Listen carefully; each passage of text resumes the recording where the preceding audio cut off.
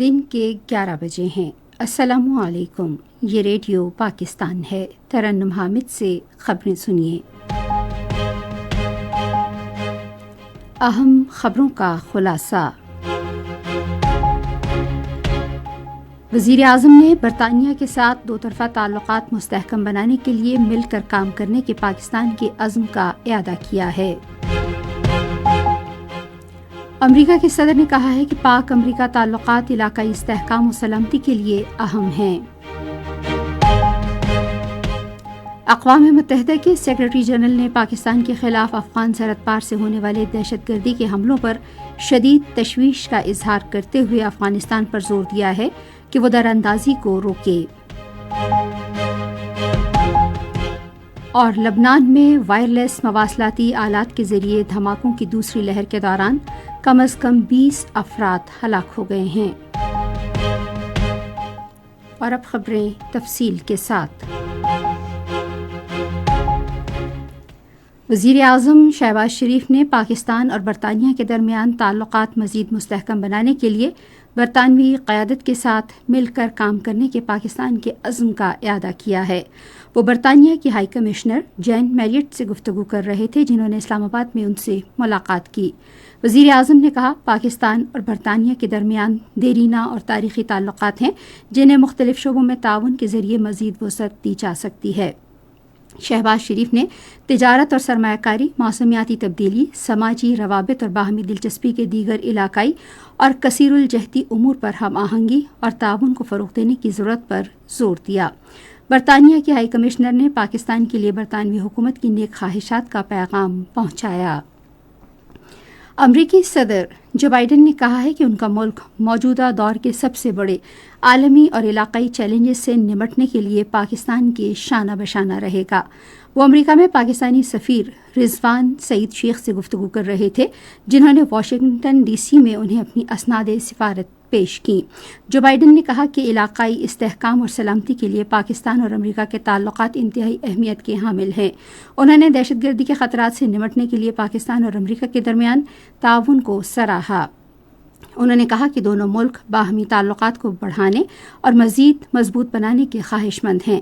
امریکی صدر نے کہا کہ دونوں ممالک موسمیاتی تبدیلی، علاقائی سلامتی اور عالمی صحت عامہ کو لاحق خطرات سے نمٹنے کے لیے متحد ہیں۔ جو بائیڈن نے کہا کہ ہمیں مشترکہ سلامتی، تجارت، سرمایہ کاری، اقتصادی ترقی، پاک امریکہ گرین الائنس فریم ورک اور خوشحالی کو اجاگر کرتے رہنا چاہیے۔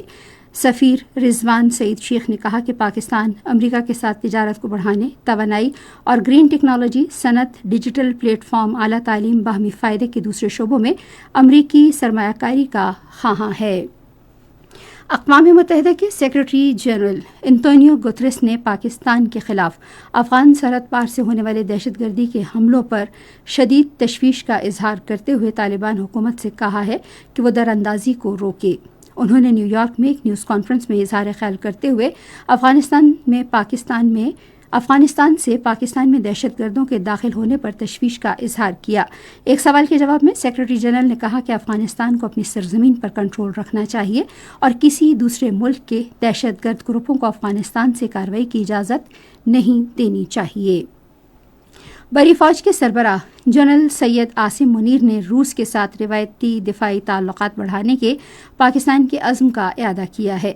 وہ روس کے نائب وزیر اعظم الیکسی اوویرچک سے گفتگو کر رہے تھے، جنہوں نے جنرل ہیڈ کوارٹرز راولپنڈی میں ان سے ملاقات کی۔ فریقین نے مختلف شعبوں میں سیکیورٹی اور دفاعی تعلقات مستحکم کرنے کے عزم کا اعادہ کیا۔ معزز مہمان نے انسداد دہشت گردی میں پاکستان کی مسلح افواج کی کلیدی کردار اور خطے میں امن اور سلامتی کے فروغ کے لیے ان کی انتھک کوششوں کو سراہا۔ خصوصی سرمایہ کاری سہولت کونسل کے تعاون سے پٹرولیم کا شعبہ ترقی کی راہ پر گامزن ہے۔ خصوصی سرمایہ کاری سہولت کونسل اور OGDCL نے حال ہی میں سندھ کے ضلع سانگھڑ میں گیس کے ذخائر دریافت کیے ہیں۔ تیل اور گیس دریافت کرنے والی کمپنیوں کی کوششوں سے مالی سال 2024 کے اختتام پر ملک میں خام تیل کے ذخائر میں 26% اور گیس ذخائر میں 2% کا اضافہ ہوا ہے۔ اور لبنان میں وائرلیس مواصلاتی آلات کے ذریعے دھماکوں کی دوسری لہر کے دوران کم از کم 20 افراد ہلاک جبکہ 450 سے زائد زخمی ہو گئے ہیں۔ لبنانی وزارت صحت کے مطابق ان میں سے بعض دھماکے اس وقت ہوئے جب حزب اللہ اراکین منگل کے روز پیجرز ڈیوائس کے ذریعے دھماکوں میں مرنے والے افراد کی نماز جنازہ ادا کر رہے تھے۔ خبریں ختم ہوئی۔ مزید خبروں اور تجزیوں کے لیے آئیے ہماری ویب سائٹ پر radio.gov.pk اور فیس بک کے link radio Pakistan news official پر براہ راست ویڈیو سٹریمنگ بھی ملاحظہ کیجیے۔